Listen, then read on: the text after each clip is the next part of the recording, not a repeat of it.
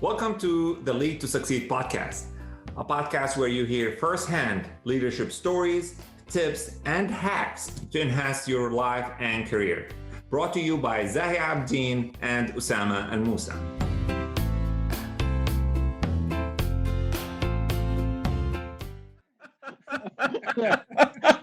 Very good. It's great to start with this laugh as well. Interesting. And hello, everybody. We welcome you to a new episode of Lead to Succeed. Today, we have a very, very distinguished professional. And he's gonna explore a very hot, very juicy, hot topic for us. It's about ESG. I will not burn her cards, and I want to welcome you, Trish. We're really pleased to have you here. And before we go deep into the topic and what is ESG and those ins and outs of it, we would love to know more about who you are, this rich of experience that you have around people analytics, learning and development, and your current focus on ESG. So let us know you more. And again, you have a very big welcome. Thank you. Osama, thank you for that. Talk about a very warm welcome. And thank you both for this very kind invitation to be on this episode of Lead to Succeed. It's kind of funny. I started my journey with horses, which is actually part of the reason why the Middle East attracts me, hence the start of the Arabian horses. My undergraduate work was actually in equestrian studies. My undergraduate focus was on equestrian studies and communications. And I had a grand ambition at one point in my life to actually run a breeding stable of Arabian horses because I stand 6 feet tall, which isn't so tall for a woman anymore, especially in the United States, but has been in previous times of my life. And Arabian horses aren't quite as large for me. So I wanted to try and find ways in order to be able to increase the size of the breed so that I could have Arabian horses that would be well suited to my frame. Now, did I have the math and science in order to do that? No, no, but I had the idea. But so I started out with horses, and then I also had this weird parallel experience of just being one of those teenagers in the 1980s who got into computers very early. And so I was on playing text-based games like the Infocom games, like Ultima. I was playing things like Planetfall. I was playing things like Zork. And my whole group of friends in middle school and high school, we all played those games together on, Apple IIe's and those types of computers, Tandies, and some of the earliest home personal computers. And so when it was that computing started coming into the workplaces, especially here in the United States in the 1990s, I've just been very privileged in having a knack for being able to translate technology into sort of a layperson's terms and help people really leverage technology. So I went from my equestrian studies and my equestrian pursuits in the 1990s to working for Xerox as a senior application specialist and also as part of the inaugural team for distance education for Xerox standing up that initial practice. So I started working on e-learning projects actually back in the mid-1990s was when I first started doing those types of things. So I think I'm a little bit different than some folks around the world that came to organizational learning or workplace learning and performance through the HR function. I didn't come up through HR, I actually came up through IT. And so I have kind of what I think is a unique perspective in that I kind of see the learning and performance industry worldwide as being on the same trajectory and curve as IT was. It's got a similar trajectory and a similar path. So that, Zahi, you very kindly said that I often follow where the puck is going and not where the puck, as the Wayne Gretzky quote goes. I'm always kind of ahead on where the trend is going. And that's part of it is just because I see where the technology is going. And then I have a recognition that that's where the people are going to follow. So that's a bit about me. Interesting. What a unique blend, Trish. Yeah, Mhm. it's really interesting. Thank you for this introduction. And tell us more about what like makes you busy these days, attracts your emotional and mental attention, please.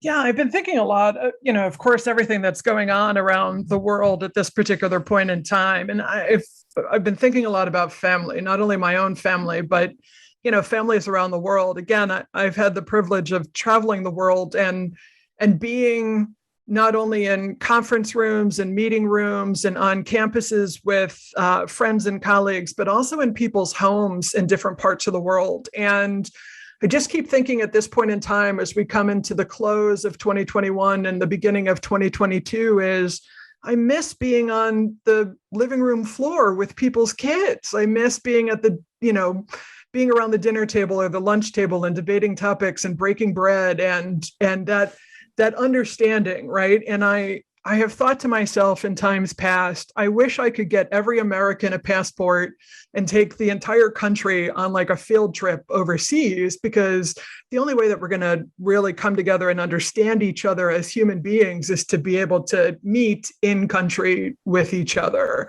And I've been thinking a lot about those experiences, especially since that kind of travel has been so restricted given the circumstances. But that's what I've been thinking about a lot is, traveling the world. I have kind of a trick that I do to get over jet lag and to get a mental map of a new place. I love taking big bus tours. So shout out to big bus tours all around the world. I find that I can sit on the big bus, right? And you can kind of cat nap. You can have you can drop the bags off at the hotel and you've got somewhere to be, and you can sort of be semi-awake and sort of in this enclosed environment that's maybe not the safest, but has some safety to it, and just kind of, get a lay of the land. But, again, one of the things that I think about is everywhere in the world that I've ever gone, and touring a place for the first time, there's always a public park with a mother trying to get the family home for dinner and a father with children that are begging him to swing them around just one more time before they go. And I've been thinking about that a lot as we're here again with current conditions and what's happening around the world. And that really leads into ESG and sustainability. So that's kind of my frame for all of this. Yeah. We'll continue the topic. So one thing came to my mind. So basically you were in e-learning before it was cool, right? Yes. And yes. Actually, before it was became a necessity, actually, right? Yes. Great. Absolutely. To be forced to become a necessity. Yes, we had to. It became a necessity. So, you opened. You said ESG. Of my knowledge of ESG, I was introduced to it actually through a friend of mine who was a consultant, and few months ago, and we had a lot of discussions about ESG, and the perspective, what I've learned about ESG is basically it's the non-financial piece of investing. But from looking at your profile, you have a little bit different perspective than I think what I have. So why don't you tell us about ESG? What does it mean to you, and why is it so important? Yeah, thanks for that, Zahi. I think so. Where I'd like to start with a framing is really sort of thinking about the Middle East, and the reason being is when I think about different countries in the Middle East, I think about national agenda. I think about this idea of leadership for different countries in the Middle East, and even regional leadership coming to, like the GCC as an example, coming together with this grand ambition that's usually a decade out or more, right? So 10 years ago, we were talking about Vision 2020 or Vision 2021. Now we're talking about Vision 2030, but we're talking about it as countries. And then how do you organize organizations and financial capital and human capital around those grand ambitions of where it is that you want a country to be? And the reason why I like to use the Middle East to start off with the ESG is because number one, there's that framing of national agenda. So there's a common purpose and a common vision that all capital in a country or in a region is being positioned toward. And there's a human element to it. But there's also this idea of, again, this orchestration, this cohesion of bringing people together to be around this particular vision. And I would say that those are unique. That's a unique perspective for the Western world. Like here in the United States, and we're seeing right now with some of the politics that are going on, that we haven't quite gotten it together in the same kind of way, where it is that we've got a governance structure or a leadership structure that is nimble enough to be able to move the entire nation and populace towards a common goal in a similar way. We're struggling with that here in the United States, and I think it's to our detriment. That's part of later in the conversation. But with the Middle East, there's been, I started going to the Middle East and working with organizations like Aramco. I started going to Southeast Asia to work with organizations like Petronas. And the reason why the oil companies have brought somebody like me in over the past decade has been in order for them to be able to work towards getting the national economy off the oil economy. And that, again, to the United States is really kind of quite new. So how do you reposition an entire economy that we used to do this with this limited resource to now we need this expanded portfolio and these new types of businesses and a new way of looking at things in order to be able to continue to, of course, drive revenue and drive growth and build the economy for people, right? I mean, for that particular country. So I think about these initiatives that Aramco has had, and again, Petronas in Southeast Asia, and again, towards national agenda. And I think about places like Dubai as an example, and the Happiness Initiative. So when the UAE put in Vision 2020 10 years ago, they were looking at all of these different pillars, and health is a significant pillar, of course. You can't have sustainable growth in an economy unless you have healthy people, right? And I think at the time, if I remember correctly, I think, my gosh, surprising that the average age for a person, the lifespan for an Arab person at the time in the UAE was only 65 years old. And it was like, well, that's a health crisis, right? Like, how is it that we can have all of this wealth and all of this prosperity and this economic growth and have people dying at such a young age? And so one of the main pillars of Vision 2020 has been health. And as part of the health pillar has been happiness. And then as part of the Ministry of Happiness, which was instituted, I think, in 2013, 2014, was about not only sort of that softer human side of happiness, but how does that then contribute to the larger national goals, which are also the organization's goals. So I think about, as a very specific example, I was actually in country in the UAE. I was in Dubai the evening before Thanksgiving, American Thanksgiving. This was back in 2013 when it was that Dubai learned that it would be the host country for Expo 2020. And for those who don't know what Expo 2020 is or what the Expo is, that's essentially what happened to the World's Fair, right? So every 5 years or so, there's an expo, there's a World's Expo, and it's a different host city in different parts of the world that's competed for in the same way that the Olympics, that cities compete for hosting the Olympics. So the last expo previous to the Dubai Expo was in Milan, Italy. And so back in 2013, like all of that was ahead of us, right? So the next day, it was in all of the newspapers. It was on the headlines that Sheikh Mohammed was talking about job creation was going to be 277,000 new jobs created as part of the 7-year track that it was going to take Dubai to get ready to be the host of Expo 2020. And that something like 80 or 85% of those 277,000 jobs were going to be in hospitality and were going to be permanent. So the last thing on that, connecting it all the way back to ESG and sort of this whole idea about national agenda is you're building equity, right? I mean, the whole point of hosting these events isn't just a one-off.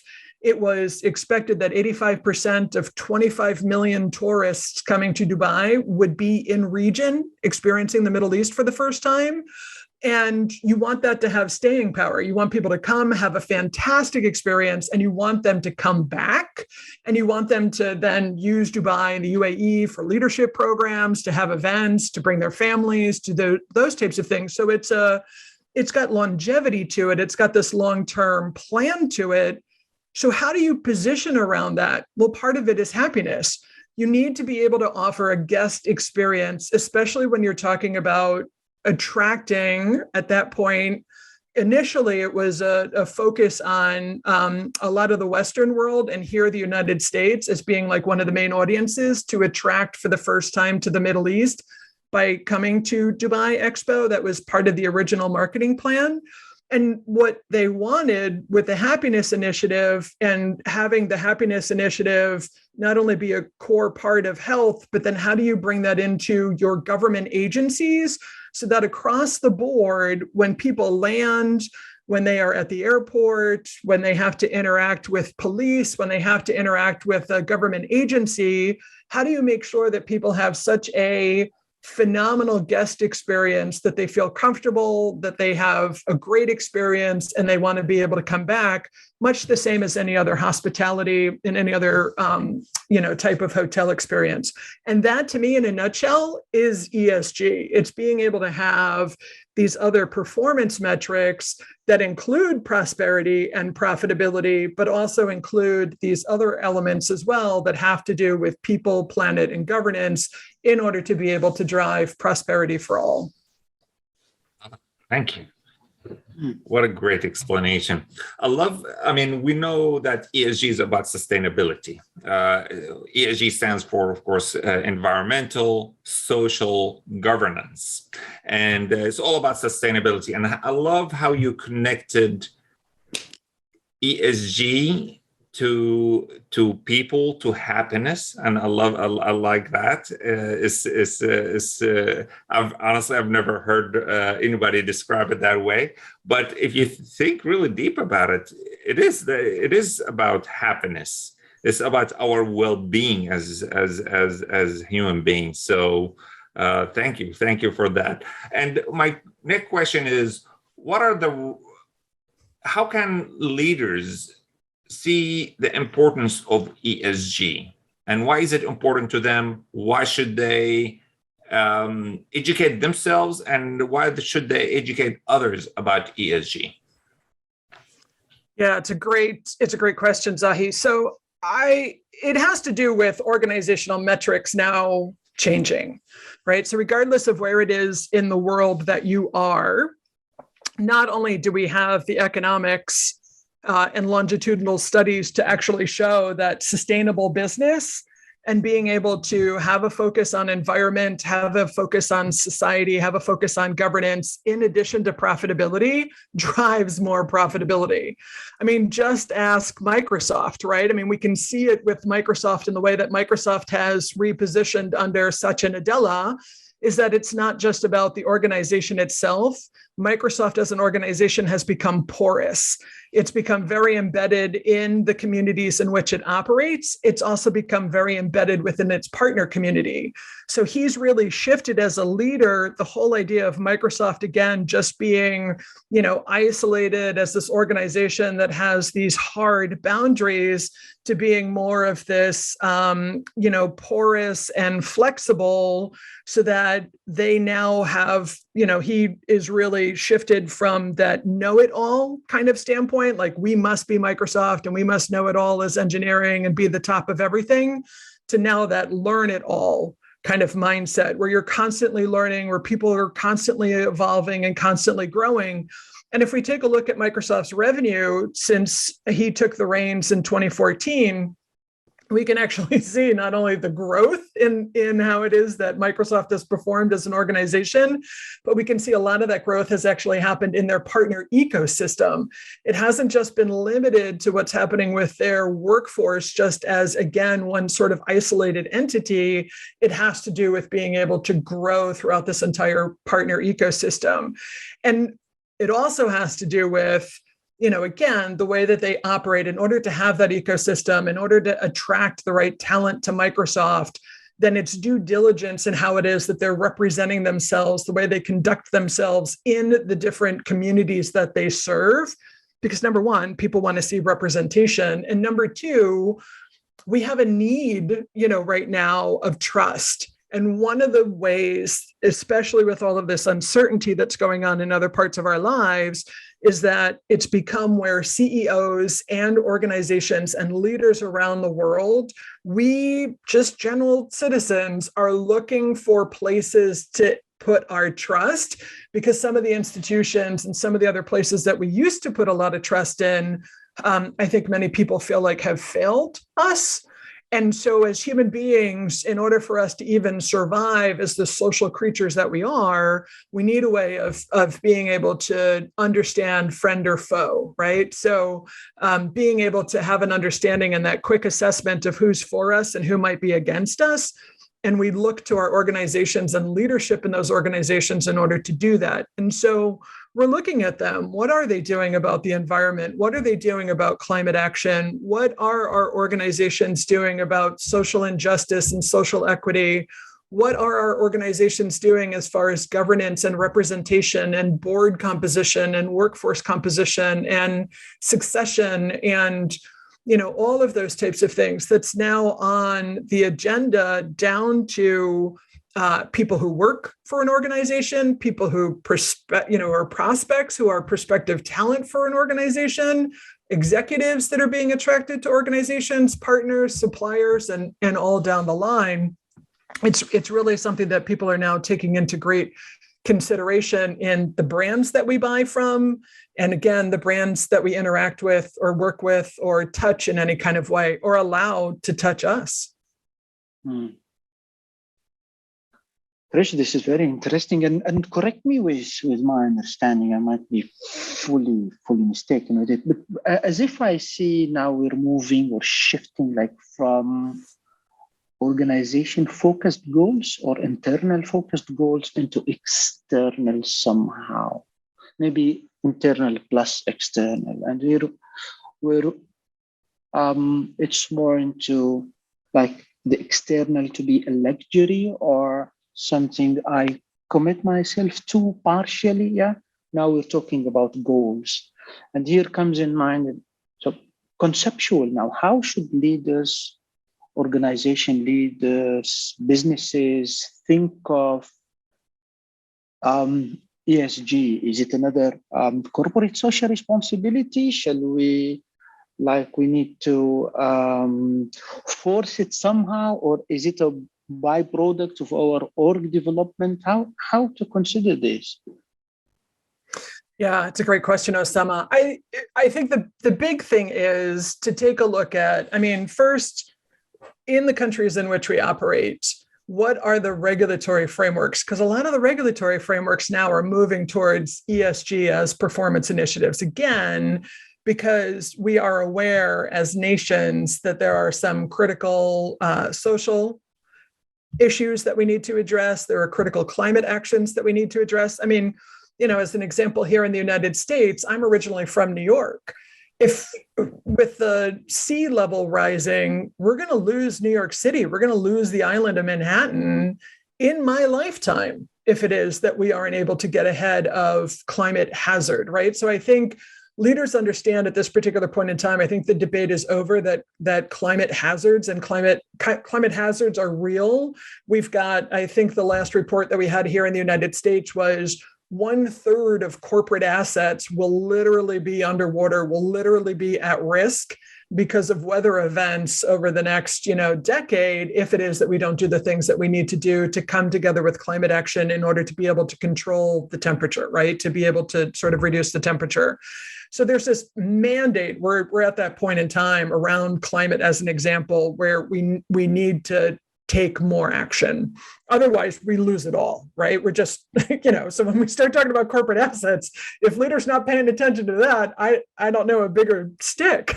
I don't know a bigger catalyst for that. You don't have to buy into the softer stuff like you're going to lose stuff. So there's that impetus that's happening there. So it's thinking about what are the risks, right? Where are assets located? Like here in the United States, again, from a very concrete and practical standpoint, we can think about the coastal cities.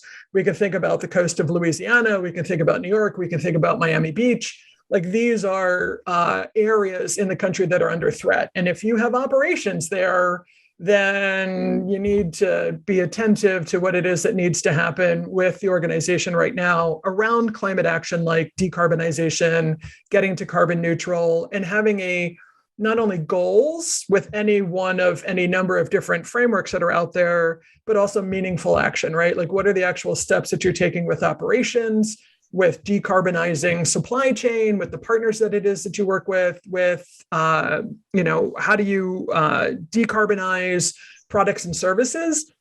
And it's not just climate around decarbonization, it's also getting into things like water scarcity.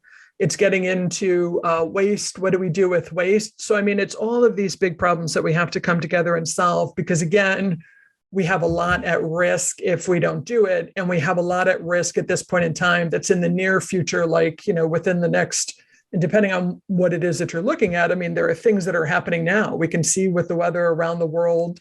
We can see with the pandemic, what's happening around the world.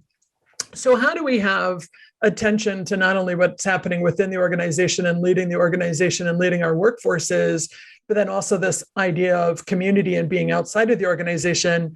I think the pandemic is really teaching us a lot about that, or what good looks like as well. I think about hospitals. I think about the NHS in the UK. I think about, oh my gosh, there's a hospital in Singapore, and I'm sorry, it just went out of my head. But, part of what they did in COVID is prepared education for the community. If you want to keep people out of the hospital, you've got to educate the community that you serve on what it means to have, in this particular case, good, hygiene, washing your hands, wearing a mask, having social distancing, all of those types of things in order to be able to meet these organizational goals, right? So the community is really very important. So in thinking about those things, we can look at the immediate need, the organization need, and assets. You can look at what the competitors are doing, right? Where are you at in comparison? Where's your organization at in comparison with competitors? And then also taking a look at the regulatory frameworks that are coming in order to be able to enforce, because we are at this point in time where it is that we need to have action on a significant scale across all three of those metrics: the environmental, the social, and the governance piece. Is that helpful, Osama? Did that begin to answer? Yeah, very good, great. And I picked up something here, Trish. We're talking about necessity. ESG is like a necessity. We're not talking about, listen, that is best practices, international best practices. It's nice to have, yeah. And then, so how to make an organization like ESG compatible or compliant, or ESG company, if I can say this term.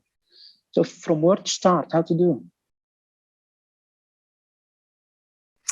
Yeah, that's a really big question. So there are a number of frameworks that are out there. There is SASB, SASB, there is GRI, our frameworks. There's also TCFD.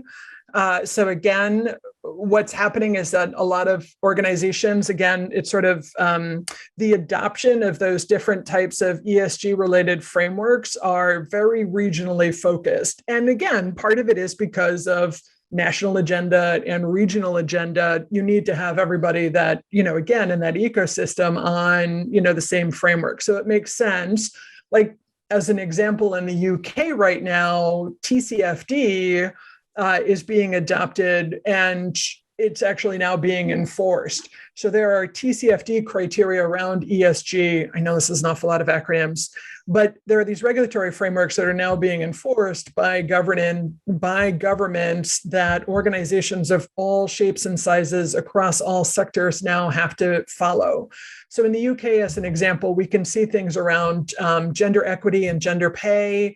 We can see things around diversity and inclusion. We can see things around employee engagement is actually now part of their governance framework and part of organizational oversight in the public sector, in the private sector, as well as in nonprofit.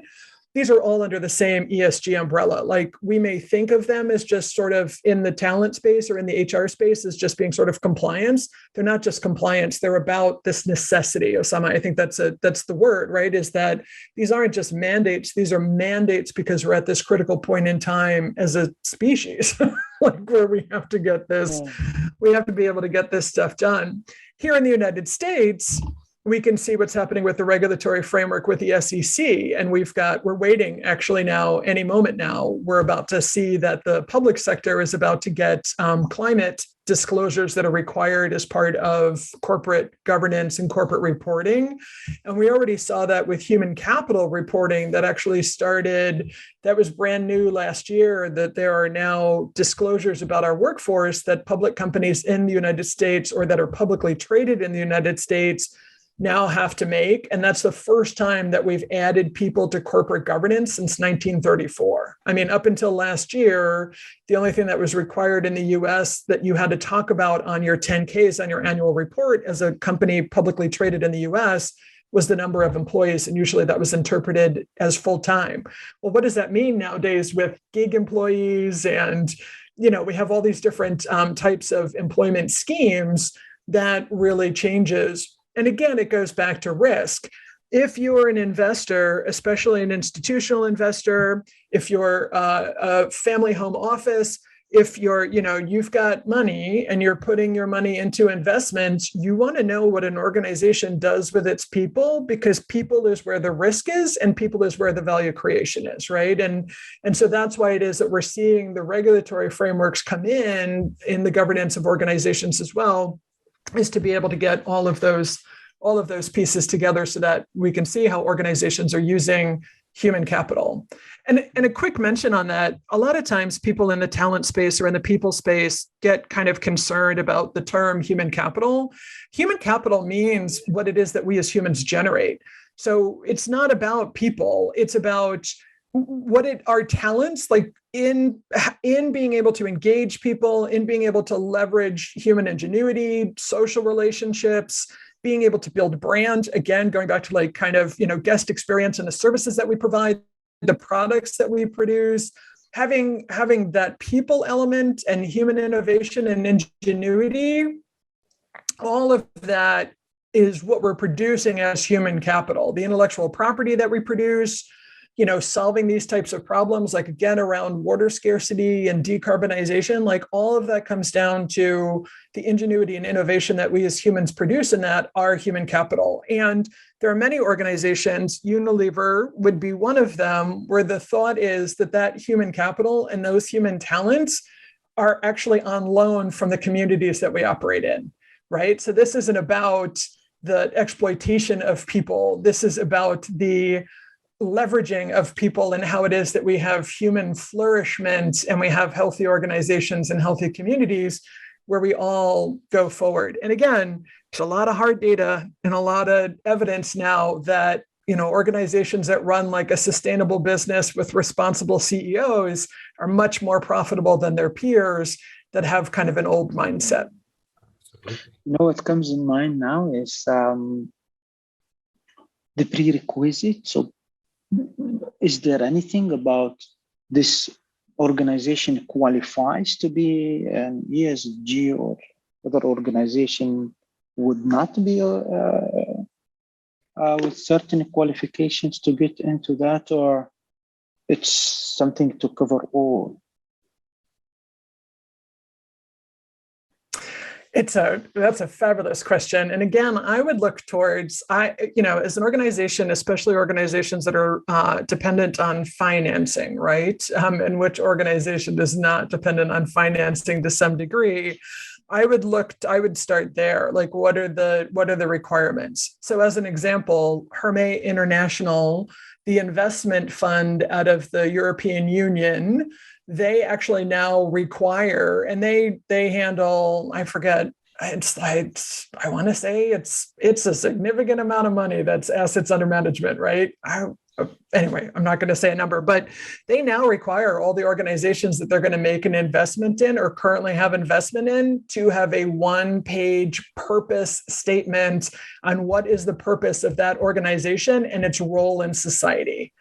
And so, again, that's connecting to, like, it's not enough for you to just exist as an organization and as a company to operate, but if you want investment from that particular entity, then you have to be able to prove and substantiate what is your role in society and how does what you do actually cause that circular economy that gives back to in how it is that you operate. And again, sometimes people think that, we're doing ESG and people and purpose and planet at the expense of profitability.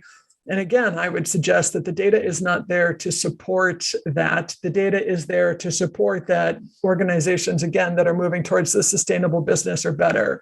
Yeah. So there's a number of different frameworks and a number of different credit ratings that are now available. And we're starting to see, like with ESG analytics, there are a lot of Bloomberg has the whole Bloomberg Financial has Green Bloomberg. Well, they've got algorithms and they've got robots that are basically creepy crawling the web in order to be able to pull in all of this public data that's available to analyze what an organization's position is.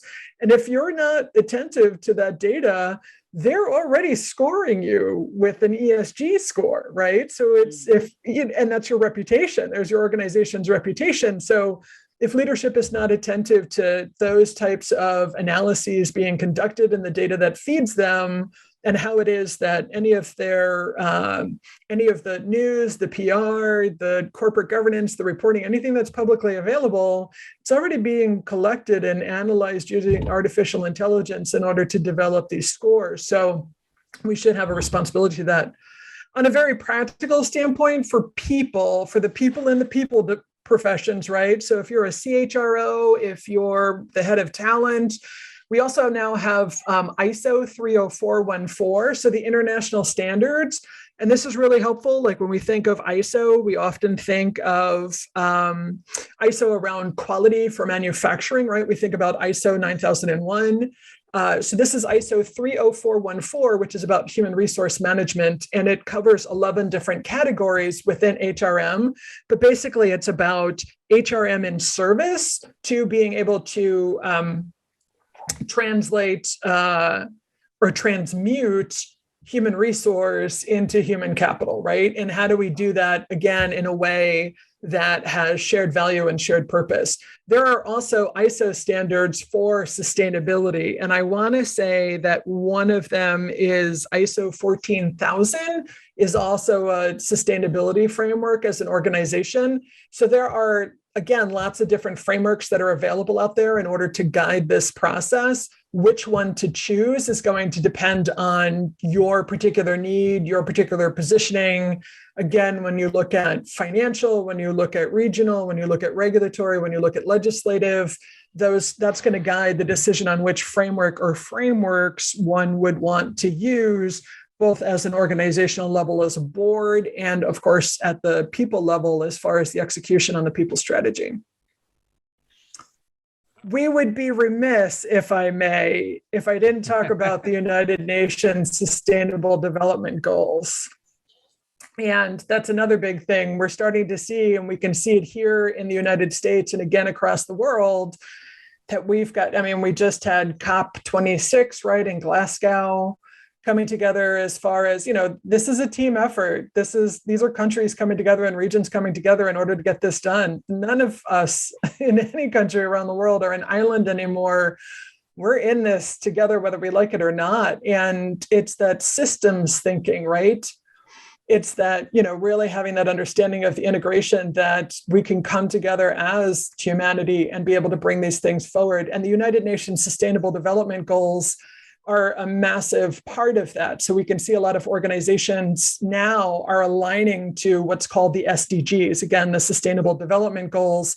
So you'll see, as an example, I'm working on projects with the CIPD out of the UK, and their purpose that they have around the people profession is to champion better work and better working lives. Well, that directly goes to SDG, or the UN Sustainable Development Goal number 8, which is all about economic growth and economic opportunity. Again, shared value for all, right? And again, if we then look at some of the compliance things that are happening, gender and pay equity and all of that, they're not isolated. When you look at the meta framework of ESG and what's happening, especially around the SDGs, and we can see the SDGs being adopted by organizations and countries in the Middle East as well. It's become kind of a guiding star of where it is that we want to be able to bring everything forward globally. And last bit on that, I'm really excited because it was David Cooperrider and using appreciative inquiry. And David Cooperrider worked with a team using appreciative inquiry with the General Assembly at the United Nations back in 2015 in order to be able to facilitate the conversation with 4,000 stakeholders from countries and leadership and governments and organizations around the world and NGOs. I mean, a bunch of different stakeholders, 4,000 people, and they led the facilitation. That's where the 17 UN Sustainable Development Goals came from, was David Cooperrider's work in that facilitation, in that room. And I love that particular story because I am right down the street from Benedictine University, which is David Cooperrider's alma mater, and where it is that appreciative inquiry, again, thinking about flourishment, thinking about how it is that we as humanity come together and rise. How do we serve each other and serve all people? Beautiful. Thank you so much, Trish. And we're almost running out of time. So my last question is about you. You're well known in our industry, in our learning and development, sustainability, and of course in IT, I guess, also in those arenas. So my last question is about you. What are some of the strengths, some of your competencies that led you where you're at today? Yeah, it's a great question. I would say there are 4. One is great humility, being willing to be wrong and sometimes very publicly wrong, and having humility about that and being willing to use that as an opportunity to learn. I think the second is curiosity, right? I mean, the reason why I've gone around the world and have interacted and have had the great pleasure of getting to know people like yourselves and being in country, and again, going back to families and, interacting with families over the dinner table, or, hanging out with the kids or being at parks or doing all that kind of fun stuff. And just getting to know people has been just curiosity, just, trying to take my very American perspective at times and table it, so that I can really come to something with curiosity and understanding, rather thinking that I know what's happening or what the dynamic is. I think empathy and compassion, I think not only for other people, but for ourselves. I think forgiveness is something that we have to learn as an art. And that ability of being able to forgive ourselves at times when maybe we're not the best that we had thought that we wanted to be in a particular situation, like that we're always, I love Michelle Obama's, we're always in that state of becoming, we're always evolving into something next, if we allow it, right? I mean, if we really allow it and position ourselves for that. And I think, again, gratitude. I think just really moving through the world in a way of being really grateful for the things that I have. And again, the experiences that I am delighted and privileged beyond any honor to be able to do. And that, as it is that we're coming to a close here, I just want to be able to say, because I know that they'll be listening, I just want to send my love to my Aunt Barbara and to my father-in-law, Larry, who listen to every podcast and watch every video and all this kind of stuff. And here we are on the eve of the holidays here and the end of this particular year. And I just want to tell them that I love them and thank you. Thank you. Thank you so much. Wow. There is a major shift here, and very mind-blowing, Trish, really, the way you've done it and the topic itself. So thanks a lot for this. And this is very precious as well to be yourself here. So thank you. Trish, if anybody wants to get in touch with you, how can they do that? Yeah, one of the easiest ways to get in touch with me right now is I'm on all the socials, but the easiest way to find me is on Linktree. So if you go to Linktree/Trish Uhl, TRISHUHL, it'll give you access to a whole bunch of different links on a bunch of different things. And thank you for that. Thank you so much. Have a wonderful day. We'll talk soon, for sure. Sure. Thank you, Trish. Thank you for listening to Lead to Succeed podcast. If you like this podcast, please remember to give us 5-star rating, share it with your family and friends, and follow us on social media. We also welcome you to send us your ideas, suggestions, and any question. Our contact details will be found on the podcast description.